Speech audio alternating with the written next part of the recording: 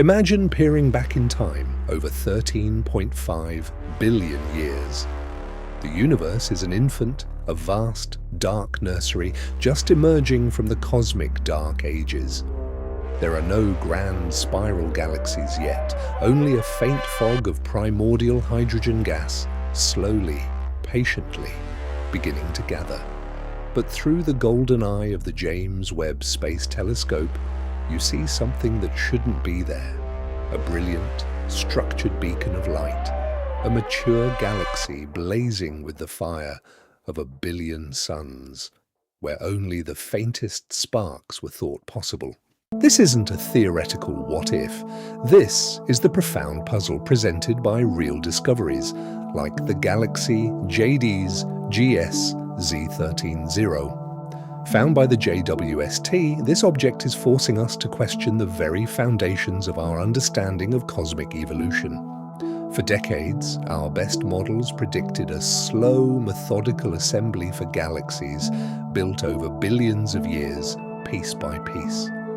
But this discovery, and others like it, suggests the universe was capable of building cosmic metropolises in a shockingly short amount of time.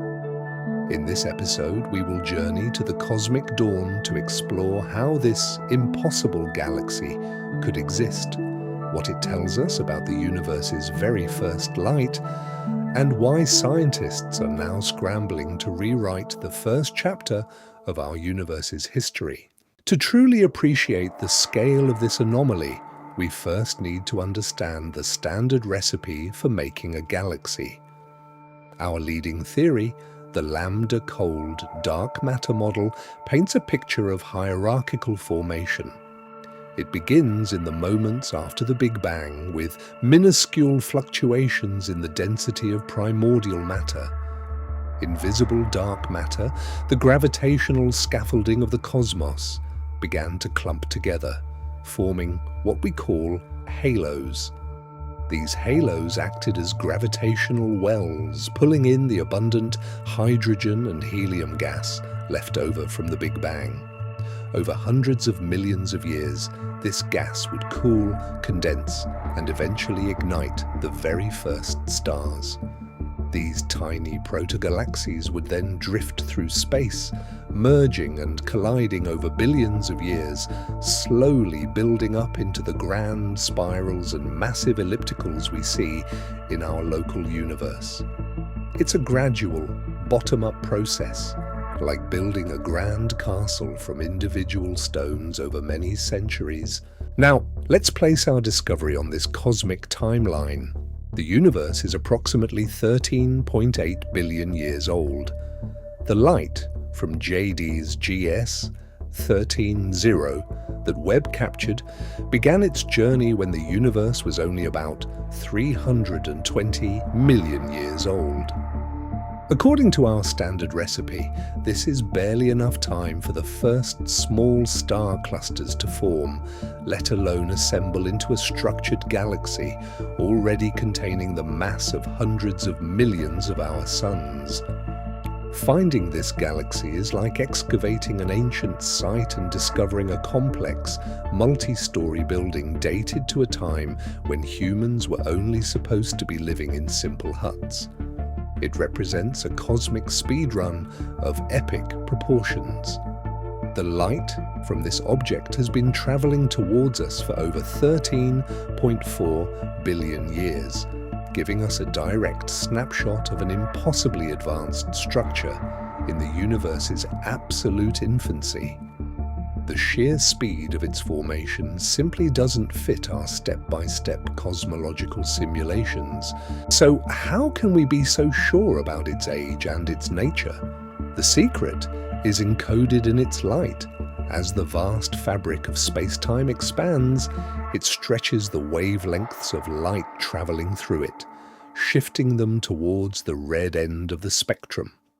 This is called cosmological redshift. The farther away an object is, and therefore the further back in time we see it, the more its light is redshifted. JWST's incredibly sensitive infrared instruments like the Near-Infrared Spectrograph, or NER spec, can precisely measure this effect. JD's GS Z13-0 has a confirmed redshift of 13.2, one of the highest ever measured for a galaxy. But there's more. The spectrum of its light also reveals the chemical fingerprints of elements like oxygen. These elements are only forged in the fiery hearts of stars.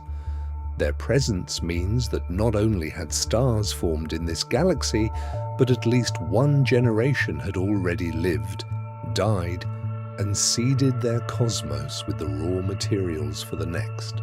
The existence of such a sophisticated object so early on forces us to rethink the initial conditions.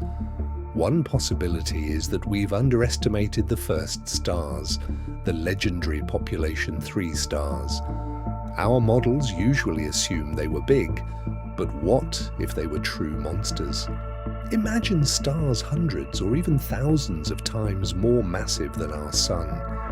These stellar titans would have burned with unimaginable intensity, living fast and dying young, exploding in cataclysmic supernovae after only a few million years. These explosions would have supercharged the process of chemical enrichment and galaxy formation, kickstarting the whole process on an accelerated timeline. Another idea is that the very seeds of galaxies, the primordial dark matter halos, grew much faster, or were simply born much larger than our simulations currently predict. Perhaps the early universe was far less uniform, with some regions getting a massive head start. An even more compelling and radical explanation involves supermassive black holes. In the standard model, these gravitational behemoths grow over billions of years at the centers of their host galaxies, feeding on a steady diet of gas and stars. But a newer theory proposes the existence of direct collapse black holes. These objects wouldn't form from dying stars, but would condense directly from enormous, pristine clouds of gas in the early universe, creating cosmic monsters millions of times the mass of the Sun almost overnight. If these primordial black holes formed first, they would have acted as powerful gravitational anchors. They would rapidly pull in immense quantities of matter, triggering furious bursts of star formation around them and essentially building a galaxy from the inside out. In this scenario, the galaxy isn't slowly building its central black hole. The pre-existing black hole is rapidly building its host galaxy. This single discovery, this one point of light, does more than just challenge our timeline of galaxy formation. It pulls on a thread that could unravel our entire cosmological model. These early galaxies are stress-testing the Lambda-CDM framework, our best description of the universe. What Webb might be showing us is that the universe we inhabit today is the product of an early history governed by slightly different physics. Perhaps the nature of dark matter itself isn't what we think. Maybe it wasn't completely cold and non-interactive, but was able to clump together more efficiently in the dense, hot environment of the cosmic dawn. Or perhaps the very force driving cosmic expansion, dark energy, wasn't a constant and behaved differently in the universe's youth. It's not that our physics is necessarily wrong, but our understanding of the initial conditions and the behavior of its most mysterious ingredients, dark matter and dark energy, is almost certainly incomplete. We are seeing the universe's lost chapter for the first time, and it's filled with unexpected plot twists. This isn't a crisis for cosmology, it's a glorious opportunity, a clue that could lead us to a new, more complete theory of everything. The James Webb Space Telescope is more than an observatory, it's a time machine, and it's revealing a cosmic history far richer and more surprising than we ever dared to imagine. These impossible galaxies are not problems that break physics. They are crucial clues, beacons from the past that are guiding us toward a deeper, more profound understanding of our own cosmic origins. Every new image from Webb is a new question, another piece of the grand puzzle. What other secrets are hiding in the cosmic dawn, waiting to be found? Let us know in the comments which theory you find most compelling for these fast-growing galaxies. If you love exploring the frontiers of science with us, please subscribe and enable notifications.